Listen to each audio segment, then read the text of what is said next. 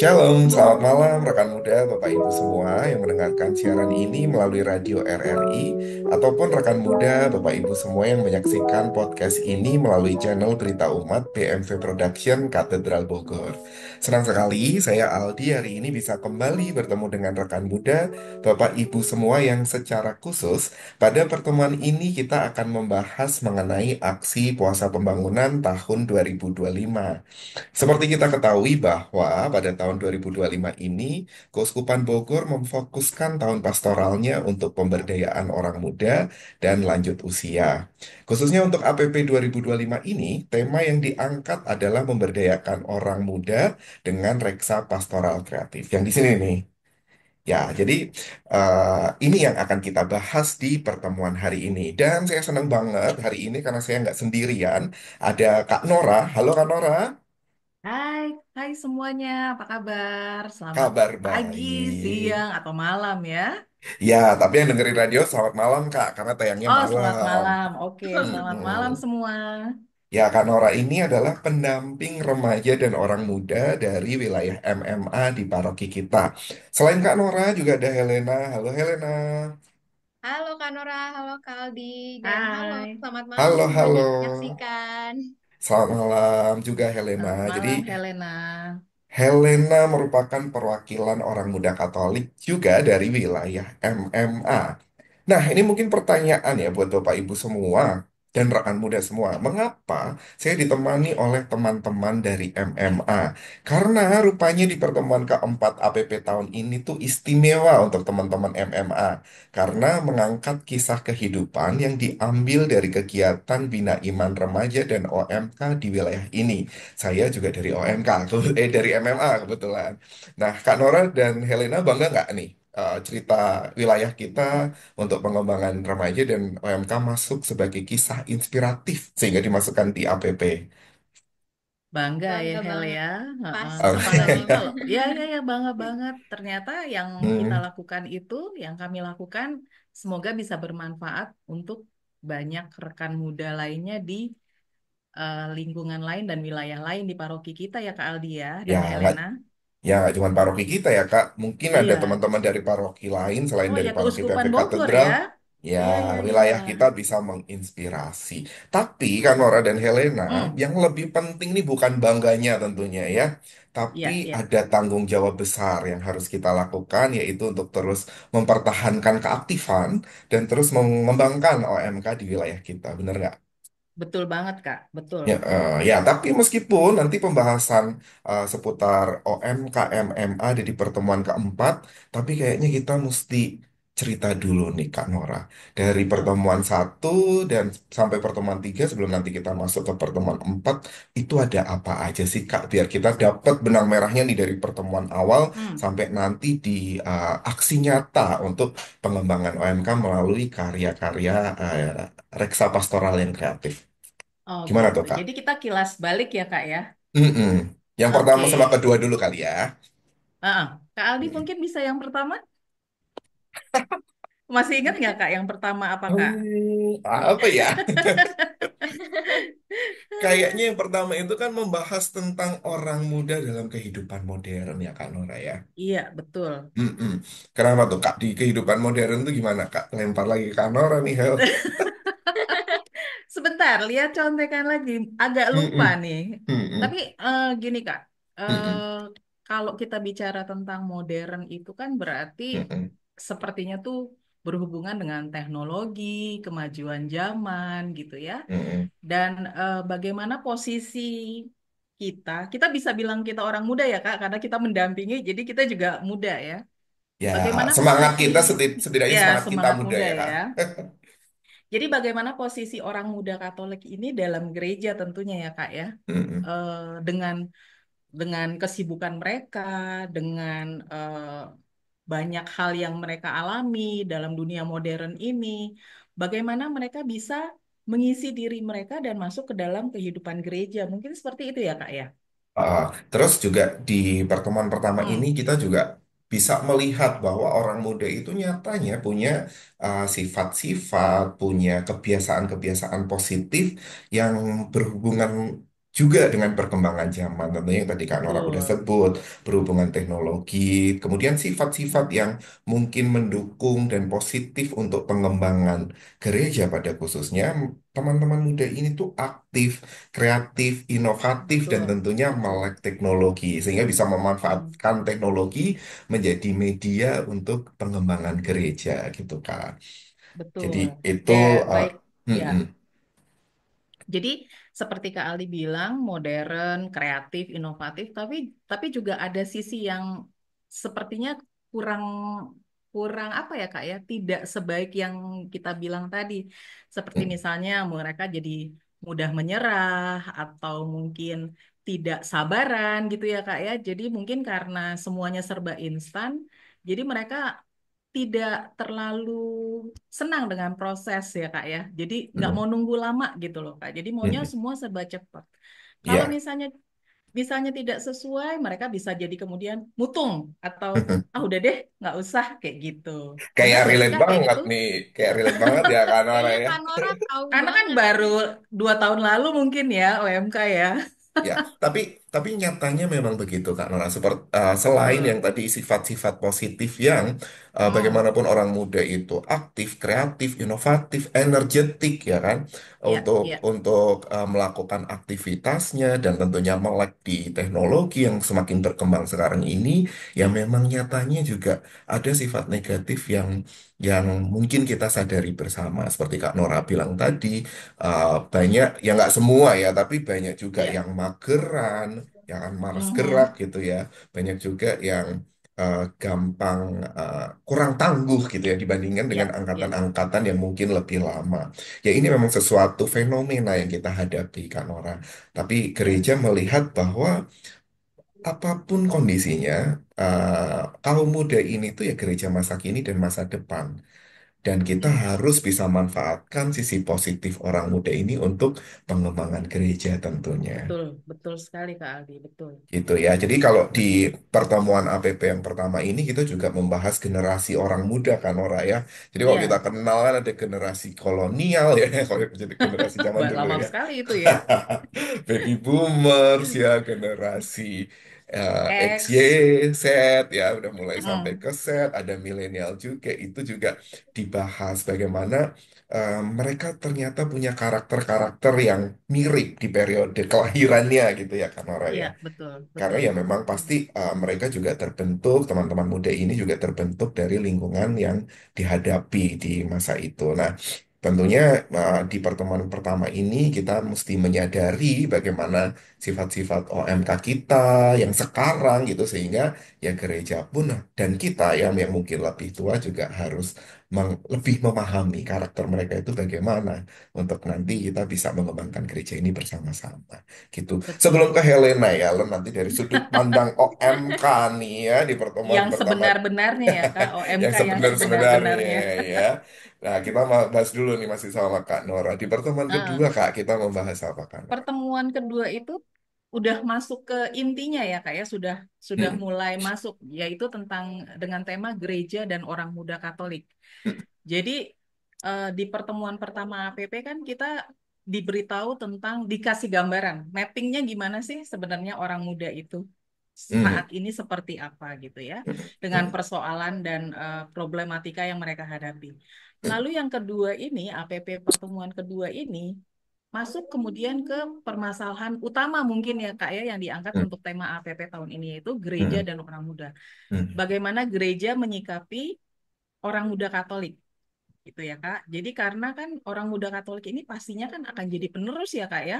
Karena gereja kan pasti berkembang. Orang-orangnya juga berganti, yang senior digantikan oleh yang junior. Nah, lalu masalahnya adalah sudah ideal belum sih hubungannya? Gitu ya. hmm. Karena gereja dan orang muda itu pasti ada relasi di situ ya Kak ya. Ya, ya. Hubungannya gimana sih? Itu yang ingin dibahas di APP pertemuan kedua ini gitu kan. Hmm, Bagaimana hubungan antara gereja dan orang muda? Gereja memandang orang muda itu seperti apa? Apakah mereka jadi subjek, pemeran utama, atau masih jadi sekadar pemain pembantu atau biar banyak orangnya? Kesannya kayak gitu, Kak. oke. Dan orang muda tuh bagaimana menyikapi sikap gereja yang mungkin menganggap mereka ya cuma jadi sempalan ya Kak ya, seolah-olah Mm, gitu ya. Belum mm, dimasukkan ke dalam posisi-posisi yang urgent, yang penting, yang utama gitu ya, tapi masih menjadi di pagarnya aja. Gimana Kak Ardi? Menurut Kak mm. Ardi gimana tuh? Ya, betul sekali kan orang di pertemuan kedua itu kalau Mhm. yang kita udah belajar duluan gitu ya. Di Iya, iya, untuk iya. pertemuan APP ini memang membahas tentang gap ya. Jadi ada kesenjangan Ya. antara gereja dan orang muda. Di situ di kisah kehidupan itu diceritakan ya di salah satu Mhm. komunitas orang muda di keuskupan lain itu mereka merasa nih teman-teman orang muda di sana tuh merasa bahwa peran yang diberikan ke orang muda itu sifatnya peran yang sangat remeh, yang sangat kecil, bahkan dianggap sebagai eh, ya karena nggak ada yang mau ngerjain ya udah dibebankan ke orang muda aja gitu. Kayak misalnya Ya, jadi penjaga parkir aja gitu, orang muda dikasih pekerjaan jaga parkir. Tidak mengecilkan pekerjaan menjaga parkir ya Kak Nora, tapi iya, betul. sebetulnya orang muda itu juga mempunyai potensi yang bisa lebih gitu. Kalau Mhm. gereja pun mempercayakan tanggung jawab yang lebih besar, saya rasa dan ini sebenarnya juga saya sudah mengalami sendiri gitu. Nyatanya OMK itu bisa memberikan, mengeluarkan potensinya yang secara maksimal untuk mengerjakan tanggung jawab yang lebih besar. Dan nyatanya mereka juga Betul, bisa menjalankan betul. segala sesuatunya menjadi lebih baik gitu. Nah, ini yang Iya. yang yang disoroti di pertemuan kedua ini. Bagaimana sih sebenarnya ada kesenjangan apa antara gereja dengan Orang orang muda. muda gitu. Bagaimana Mhm. gereja melihat orang muda ini adalah potensi-potensi yang bisa diberi tanggung jawab yang lebih besar. Namun bagaimana sekarang nih gereja memperlakukan teman muda kita ini gitu. Itu yang kayaknya di pertemuan kedua ini kita diajak untuk berefleksi. Mungkin kalau hubungannya di paroki agak besar ya Kak Nora. Nanti di Iya, pertemuan betul. kedua ini kalau ada rekan muda atau Bapak Ibu dari wilayah yang sedang menyaksikan siaran ini, mari kita berefleksi bersama. Apakah di wilayah, apakah di lingkungan teman-teman muda Betul. kita sudah diberi wadah dan sudah kita percaya pada mereka untuk dapat melakukan tanggung jawab yang lebih besar. Mungkin itu Iya. kita bisa berefleksi itu. Tapi kan orang sembari berefleksi mungkin juga ada yang bertanya-tanya nih. Uh, ya bisa sih wilayah atau lingkungan itu memberi tanggung jawab yang lebih gitu, memberi peran yang lebih buat orang muda. Tapi orang mudanya mau nggak? Kadang kan itu Iya, permasalahan iya, lain iya, ya. iya. Iya. Kadang orang mudanya nggak mau, males ngumpul, itu juga permasalahan yang lain. Yang itu nanti mungkin akan kita bahas di pertemuan keempat. Tapi setidaknya di pertemuan kedua ini kita bisa Betul. merefleksikan gitu, apakah kita yang lebih tua ini itu sudah pernah memberikan peran yang lebih besar buat teman-teman muda kita. Gitu ya kan Nora Betul ya? sekali, betul sekali. Mm-mm. Jadi gini Kak Aldi, saya mau Mm-mm. tambahin juga untuk pertemuan kedua ini mengambil kutipan dari Paus Fransiskus di dalam buku Mm-mm. ini, buku yang Mm-mm. tebal ini. Jadi beliau berkata, jika ingin mendengarkan suara Tuhan hari ini, dengarkanlah suara orang muda. Mm-mm. Jadi bagaimana Tuhan akan berkarya atau Tuhan berkata, Tuhan bekerja itu, dengarkanlah orang muda karena mereka lah yang pemilik, bukan pemilik secara eh, apa ya Kak ya, tapi Harafiah. maksudnya iya, tapi lebih ke arah mereka lah yang empunya gereja masa kini dan tentunya nanti untuk masa yang akan datang. Gitu kayaknya kira-kira ya Ya, Kak ya di ya, pertemuan kedua ya. ya Kak. Oke, oke Kak Nora. Ini kan tadi dari Oke. diskusi kita sebagai Ya, pendamping ya, Kak ya, Nora. ya. Mau Aha. dengar juga Len, Helena. Kalau dari Helena nih, gimana nih? orang muda sendiri untuk minggu pertama dan kedua dari kacamata OMK gimana Len? Hmm, Oke, oke. Tadi after ngedengerin Sheila, setelah ngedengerin kalian dan Kak Nora, menurut hmm, aku dan mungkin teman-teman orang muda Katolik yang lainnya agak setuju sih, atau emang 100% setuju. Oke, oke. Ya, kita oke, oke, memiliki oke. kecenderungan sifat-sifat yang kurang lebih digambarkan dari tadi sama Kaldi sama Hmm, Kanora. Ya, ceritanya ngaku gitu ya. nggak Mungkin apa-apa karena ngaku. mungkin menurut aku bisa jadi ini terjadi juga karena emang zaman kan semakin berkembang juga ya Kak ya. Ya, Jadi emang berubah-ubah pastinya. Terus kalau tentang jarak sama gereja, bisa dibilang iya. Kami kadang juga dianggap kayak yang Kak Nora tadi bilang cuma jadi sempalan buat menu-menuin kuota kalau ada kegiatan di gereja. Aha, Ya, aha. Dan ya, juga kalau lagi diajak meeting atau rapat atau acara-acara, kadang ya nggak ditanya pendapatnya gitu. ya. Ya pokoknya tugas dikasih gitu. Hmm. Mm-mm. Ada bagian-bagian yang menjadi objek penderita gitu ya Helena OMK di kegiatan gereja ini ya.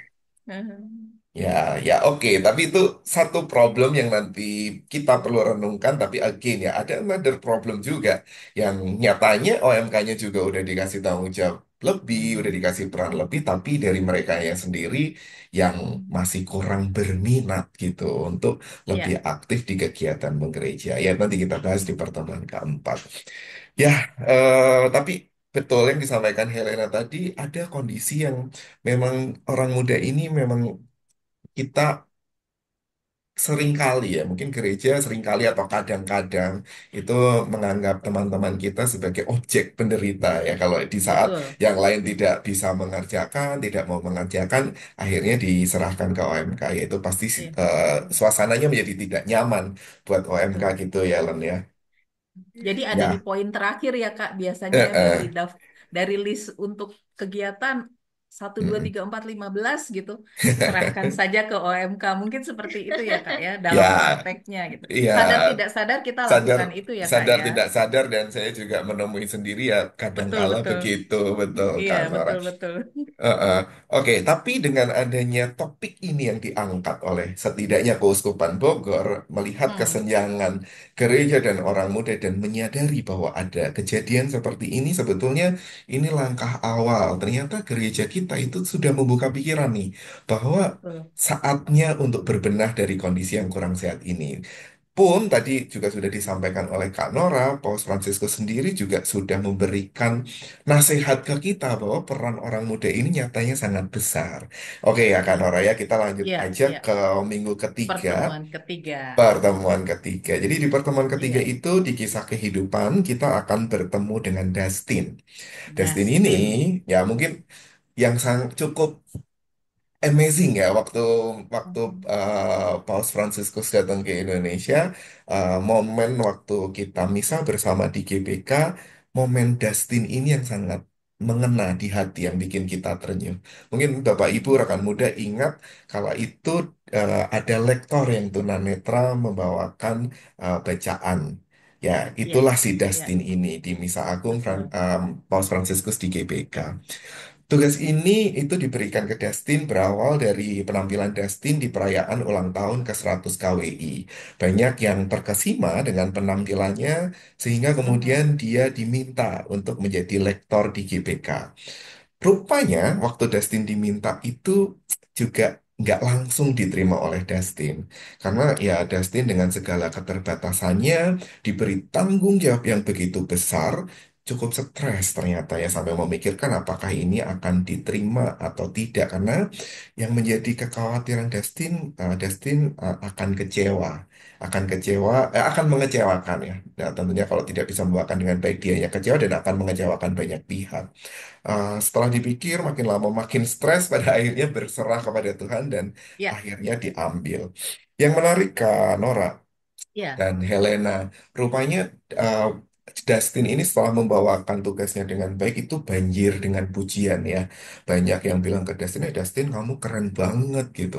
Uh, dengan segala keterbatasanmu bisa membawakan bacaan di misa bersama Paus Fransiskus dengan sangat amat baik. Orang begitu kagum, orang begitu bisa memahami apa yang Dustin sampaikan di bacaan yang dia bawakan. Tapi yang Mhm. sangat menarik itu responnya Dustin. Biasanya ya orang muda atau bahkan mungkin kita yang lebih dewasa begitu mendapat pujian itu yang muncul adalah kebanggaan diri. Tapi yang Betul. menarik dengan segala kerendahan hati itu Dustin menjawab setiap orang yang bilang ke dia bahwa dia keren, dia membanggakan semua orang, dia selalu bilang bahwa jangan pernah membanggakan saya, kata Dustin, Iya, karena saya iya. hanyalah alat yang dipakai Tuhan. Jadi itu kayak uh, menarik sekali dengan segala kerendahan hati ini ternyata menyentuh hati kita dan kita diingatkan untuk lebih rendah hati, Kak Nora. Nah, Betul, dari betul pertemuan ini, sekali. ya betul. Jadi pertemuan ini menegaskan eh, bahwa nyatanya orang muda bisa kita beri peran yang lebih besar dari kisah Dustin ini. Dan sebagai orang muda pun dengan diharapkan juga bisa seperti Dustin dengan mendengarkan suara Tuhan dan berserah yang akhirnya bisa dilancarkan dan yang paling perlu kita contoh sebagai orang muda adalah bagaimana Dustin ini tidak membanggakan dirinya untuk karya yang dia lakukan. Betul. Bagaimana dia tetap rendah hati dan tetap meninggikan Tuhan di situasi yang mungkin bisa uh, buat dia sombong gitu ya, tapi nyatanya Betul. enggak gitu. Betul. Karena Ya, menarik ya Kak Aldi, di mm-mm, pertemuan mm-mm, ketiga ini kan temanya adalah Allah memberdayakan orang muda. mm-mm, Kata memberdayakan itu aja sebenarnya artinya tuh sangat besar ya, sangat kuat bersuara mm-mm, gitu ya. Bagaimana kita menggali kemampuan orang itu saja sudah hebat gitu ya Kak ya. Kalau mm-mm, misalnya kita bekerja atau misalnya kita berada dalam komunitas, ya, kita melihat satu orang memiliki kemampuan, tapi mungkin terkadang mungkin dia tidak mau menunjukkannya, tapi kita mendorong dia untuk memberdayakan. Tapi kalau dalam kisahnya Dustin ini sungguh luar biasa ya, kerjanya tuh bukan kerja duniawi lagi ya Kak ya. Udah dari ya, atas gitu ya Hel ya. ya, Jadi ya, maksudnya mm-mm, Ya, kayak ditunjuk, dipanggil, pernah dong kita ngerasa bahwa ah apa iya saya ditunjuk Tuhan. Kadang kan mm, seperti itu ya Kak ya. Yang mm-mm, juga bikin kita kemudian merasa mampukah saya? mm-mm, Ya, bisakah saya? Apakah saya akan terlena nantinya dengan pujian orang?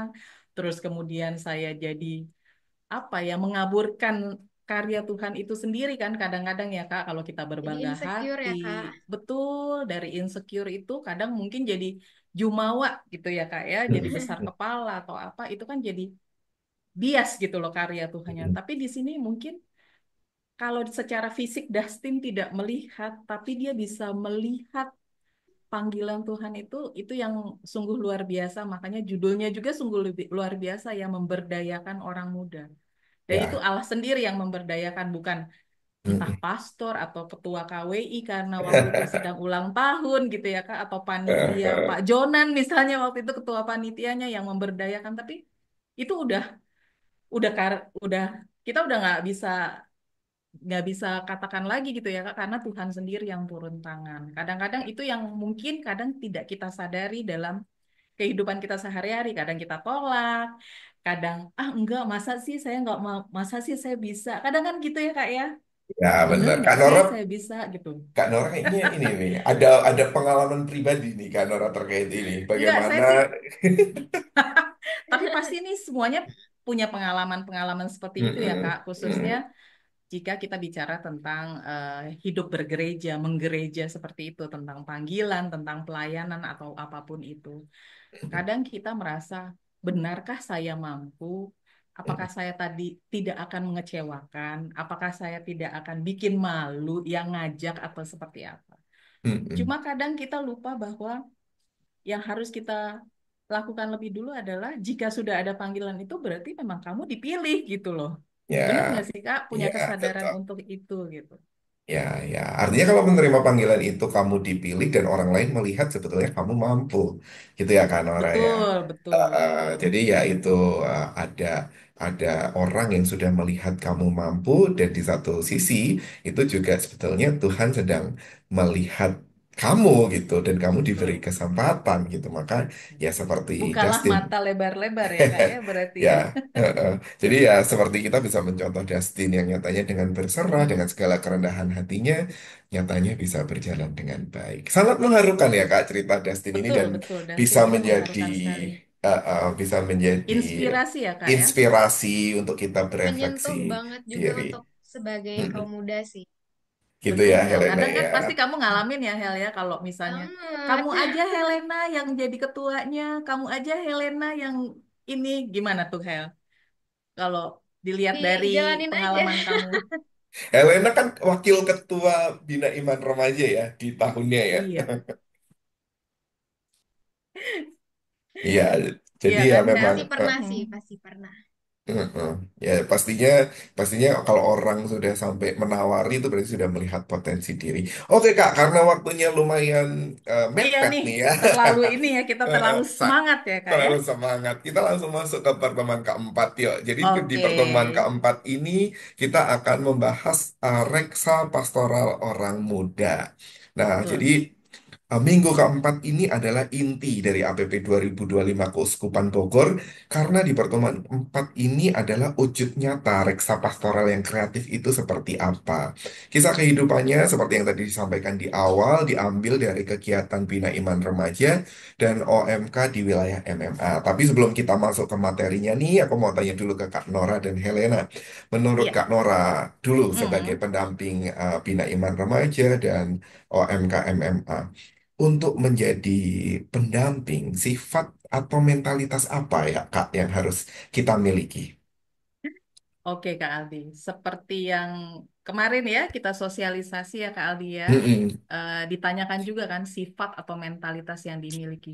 Mm. Menurut saya pribadi sih lebih ke arah karena namanya pendamping ya Kak ya, jadi kayak teman atau teman bicara, teman bercerita seperti itu pertama-tama. Tapi juga kemudian kita juga harus paham juga nih kondisi kondisi teman-teman ini nih seperti apa. Dalam arti Kak Aldi kita juga harus up to date ya Kak Aldi sebenarnya ya. Ini sebenarnya Ya, memicu kita juga ya untuk kreatif, untuk ya, tetap up to date, tetap terpapar dengan begitu banyak hal yang terjadi di dunia kita saat ini gitu ya Kak ya. Mm-mm. Jadi saya Mm-mm. rasa mungkin tidak terlalu bagaimana-bagaimana tapi lebih ke arah ada sejajar gitu loh Kak. Jadi mereka Mm. ngomong apa kita nyambung gitu. Relate. Mm. Mereka kan seneng tuh Mm. kalau Mm. relate. Jadi kayak Mm. ngomong sama orang tua kan kadang-kadang ah gimana sih mamaku tuh nggak nyambung lagi kalau ngomong atau gimana gitu. Nah,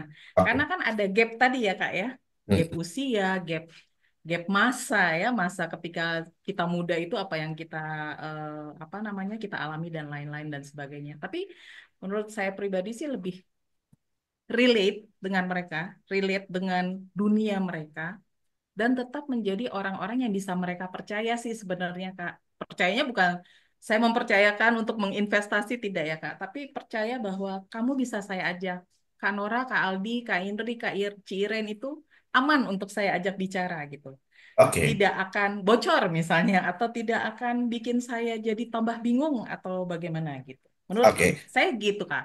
Oke Kak Nora, kalau boleh saya simpulkan ada dua Ah, bagaimana sifat yang harus dimiliki seorang pendamping untuk bisa masuk ke teman-teman muda dan akhirnya teman-teman muda ini bisa mau dan senang bergabung untuk berkomunitas di OMK ya. Yang pertama, pendamping ini harus senantiasa relate dengan mereka. Untuk menjadi relate itu ya tentunya kita harus menjadi teman buat mereka, tidak kita tidak sebagai pendamping tidak lebih superior dari teman-teman betul, muda dan kita juga harus mengupdate diri agar selalu bisa nyambung sama mereka betul, sebagai teman betul. gitu ya Kak Nora. Itu Iya, yang pertama. iya, Terus yang kedua adalah seputar trust. Kita harus bisa menjadi orang yang dapat dipercaya oleh teman-teman muda gitu ya. Jadi iya, dua itu yang rasanya sifat yang harus dimiliki kita sebagai pendamping agar teman-teman muda ini bisa terus mau berjalan bersama kita bersama gitu ya Kak Nora. Oke, betul sekarang Kak kita Aldi. masuk ke Helena nih. Lan, gimana Lan? Menurut kamu Bina Iman Remaja dan OMK di MMA itu asik nggak sih? Kakak-kakak pendamping udah ngajar kamu atau dampingin kamu dengan kreatif belum sih Lan? Oke, Kak Aldi. Kalau boleh jujur ya, Mm-mm. Bina Iman Remaja di MMA itu bisa dibilang salah satu comfort zone istilahnya kalau zaman sekarang. Hmm, Comfort zone kalau buat aku pribadi ya, karena ya itu aku bisa ketemu teman-teman, ngobrol, ada teman baru, terus ketemu kakak-kakaknya juga yang which is nggak kalah seru gitu. Mm. Tetap up to date ya kan? Terus kita juga biasanya kan ketemu kumpul sharing juga, bisa curhat-curhat atau main bahkan kita juga setelah biasanya habis kitab suci bisa habis baca kitab suci biasanya kita suka main misalnya main Uno atau apapun itu pokoknya kita mainin aja. ya benar. Terus dulu Oh, aku udah ikut Bina Iman Remaja itu dari SMP. Dari SMP, Hmm. SMA itu aku lumayan rajin untuk datang pertemuan bir setiap hari Sabtu. Hmm. Terus di tahun terakhir aku SMA karena banyak juga kegiatan, aku agak susah untuk bisa ikut rutin. Ya. Tapi of course tentunya setiap kali datang itu rasanya melegakan dan Hmm. menyenangkan banget karena bener-bener ngerasa kayak comfort zone sendiri sih itu intinya. Oke, thank you Helena. Sebetulnya kalau dari Bina Iman Remaja dan pembinaan orang muda di MMA ini juga udah lama sebetulnya dari sekitar 2009 gitu. Tapi memang awal-awal itu kan memang belum rutin dan kita di wilayah itu melihat bahwa ini penting untuk kita melakukan binaan lanjutan dari anak-anak gitu ya. Nah, maka seingat saya itu sekitaran tahun 2016 mulailah kita bikin rutin di setiap hari Sabtu, biar anak-anak yang lulusan Bina Iman Anak ini bisa setiap minggu uh, punya aktivitas, jadi nggak berhenti gitu kan orang. Mungkin ini yang paling senior yang masuk ke Bina Iman Remaja kayaknya saya nih ya dari kita Iya, iya, bertiga. iya. Jadi Dan aku 2016 masih itu kecil, Kak. dari De Helena masih anak-anak kayaknya ya. Iya, iya, iya, iya. Hmm.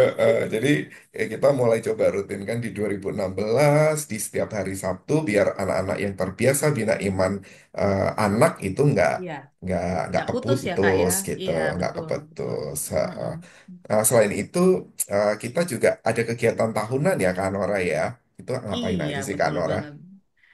Nah, karena aku yang paling muda, bukan dari sisi usia ya, tapi sisi bergabung dengan kegiatan atau komunitas bir ini, biasanya setiap tahun tuh kita adakan pertemuan yang lebih seru gitu ya Kak ya. Dalam arti seru itu Banget. Seru nginep ya, abis. udah pasti nginep. Jadi kan waktunya lebih panjang, bukan cuman 2 sampai 3 jam. Lalu ada tentu kita membaca kitab suci juga ya Kak ya. Biasanya kita ambil tema yang kita sesuaikan dengan apa yang kira-kira bisa nih untuk teman-teman muda ini dicerna dan masuk dalam kehidupan mereka. Kita pernah ngadain retret ya Kak, kalau nggak salah Hmm, retret. hmm, Terus apa namanya yang terakhir yang saya paling ingat itu ya karena saya baru sekali ikut adalah yang pertemuan di Bukit Pelangi ya Kak ya. hmm, Saya hmm. lupa deh namanya Bukit Pelangi atau apa. Pokoknya di daerah Ciawi sana. Kita mengambil tema yang sangat unik gitu ya Kak ya. Bir OMK MMA bertato gitu ya. Aha, Seolah-olah kita apa tuh NATO atau gimana gitu. Tapi adalah bersama Santo Santa. Ya hmm, hmm. kan? Kita ambil kehidupan, teladan kehidupan mereka terutama dari 4 nama santo yang ada di wilayah MMA ya Kak. Lalu Ya. ada beberapa santo dan santa lainnya. Kita nginep baca kitab suci, main, terus sharing. Pokoknya isinya itu aja selama 2 hari. Itu tuh udah yang kayaknya semua energi tuh udah dikumpulin di situ. Ah, Happy banget ya Hel ya, happy banget. Kita Banget. bisa punya waktu sangat banyak, sangat panjang, bukan melulu baca kitab suci, tapi juga merefleksikan apa yang biasanya kita baca di kitab suci dengan kehidupan bersama komunitas ini, begitu. Menurut Menarik aku banget ya sih, Kak. iya Mm-mm. menarik, menarik. Ya, jadi acara Selain itu tahun juga hmm, tahunan, terus juga biasanya pertemuan yang itu loh Kak, yang yang bulanan se- itu apa Kak? yang fun Yang spot ya. seseruan gitu. Ya, yang fun spot. Jadi setiap bulan, 1 minggu sekali, salah, 1 kali dalam satu Saat, bulan, ya betul, satu betul kali itu dalam betul. sebulan, kita selalu buat fun sport day ya. Jadi di Ya, sport day ini kita booking lapangan untuk teman-teman remaja dan orang muda kita berolahraga bersama. Tapi sebelum itu tetap harus baca kitab suci dan mengulas kitab suci sekilas ya, Kak ya. iya Setelah betul, mengulas kitab suci baru kita berolahraga. Kenapa begitu? Karena kalau anak-anak dengan berolahraga itu biasanya mau ngumpul karena mereka suka betul, berolahraga. betul. Tetapi kita juga tidak Banget. boleh melupakan katekese kita. Jadi sebelum berolahraga bersama kita Harus baca isi kitab dulu ya suci Kak ya, dulu, sebulan sekali harus diisi dulu. setidaknya. Iya, betul, betul, Ya memang betul harus ada banget. cara-cara yang kreatif. Kita pendamping harus menjadi teman. Kita memikirkan mereka katekesenya apa yang mau disampaikan, permainan apa yang bisa relate dengan mereka, Betul, sehingga mereka tertarik untuk ikut. Dan yang penting juga kita harus bisa dapat dipercaya oleh teman-teman ini, gitu ya Kak Nora ya. betul, betul. Oke Kak Satu Nora, lagi mungkin Kak, aku boleh silakan. tambahin. Mm-mm. Kalau kita mendampingi teman-teman muda ini, biasanya kan sangat fisikal ya Kak ya. Jadi Mm-mm.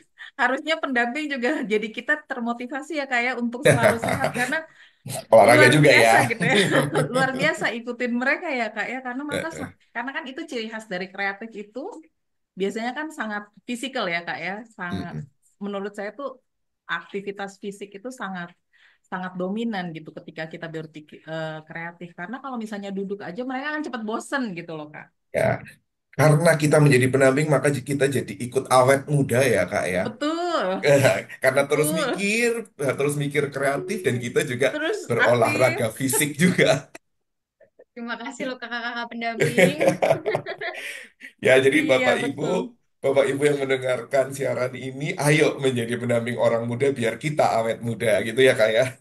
Iya, seru loh, seru banget Heeh, gitu. Karena jadi heeh. kayak hidup kembali ya kayak hidupnya lebih lebih menantang gitu, lebih menarik gitu menurut kalau kita ikut sama mereka gitu. Yes, betul dan saya setuju sekali. Mm. Oke Kak Nora dan Helena, karena Iya, keterbatasan waktu nih, meskipun masih seru ya, untuk menutup podcast kita hari ini, aku mau iya, merangkum iya. hasil obrolan kita hari ini. Silakan Mengutip Kak Aldi. kalimat Monsinyur Pascalis dalam Sinode 2025, gereja menjadi rumah terbuka bagi orang muda dan melalui gereja, Mhm. orang muda dapat menemukan persahabatan dengan Kristus. Maka gagasan dasar tema APP 2025 tentang reksa pastoral kreatif bagi orang muda bisa kita wujudkan bersama. Bahwa orang muda adalah wajah Tuhan hari ini dan gereja berperan besar untuk menjadikan sahabat untuk orang muda. Semoga di tahun-tahun mendatang tidak ada lagi jurang lebar atau gap yang memisahkan gereja dengan orang muda. Baik, kita sudah di penghujung acara nih. Ada lagi yang mau disampaikan Kak Nora dan Helena? Dari saya cukup Kak Aldi. Oke, Terima kasih Helena. cukup. Ya. Cukup ya, kalau sudah nggak ada, Mhm. mungkin cuma satu pesan nih yang kita perlu sampaikan ke teman-teman muda ya, Kanora ya. Ya. Pesannya adalah teman-teman muda kita harapkan mulai membuka diri, membuka hati Mhm. untuk mau berkumpul dengan teman-teman orang muda Katolik dan mulai berkarya bersama. Jadi nanti sekiranya dari wilayah dan lingkungan masing-masing ada pendamping OMK yang mulai mengajak teman-teman untuk berkegiatan, mulailah coba dulu gitu ya Kak Nora dan Helena ya. Betul. Karena Betul. pastinya para pendamping ini sudah mulai memikirkan cara-cara yang kreatif Mhm. agar teman-teman itu senang mengikuti acara kegiatan OMK dan diharapkan bisa memiliki karya-karya yang lebih besar di Betul gereja. sekali. Gitu ya, Kanora dan Helena. Iya, betul sekali Kak. Oke, kalau demikian saya Aldi mewakili juga Kanora dan Helena ya, pamit undur diri. Terima kasih atas perhatian rekan muda, Bapak Ibu semuanya, dan mohon maaf jika ada salah-salah kata. Sampai jumpa di lain kesempatan dan Tuhan memberkati. Sampai jumpa. Selamat malam, sampai jumpa. Selamat Selamat malam. malam. Dadah.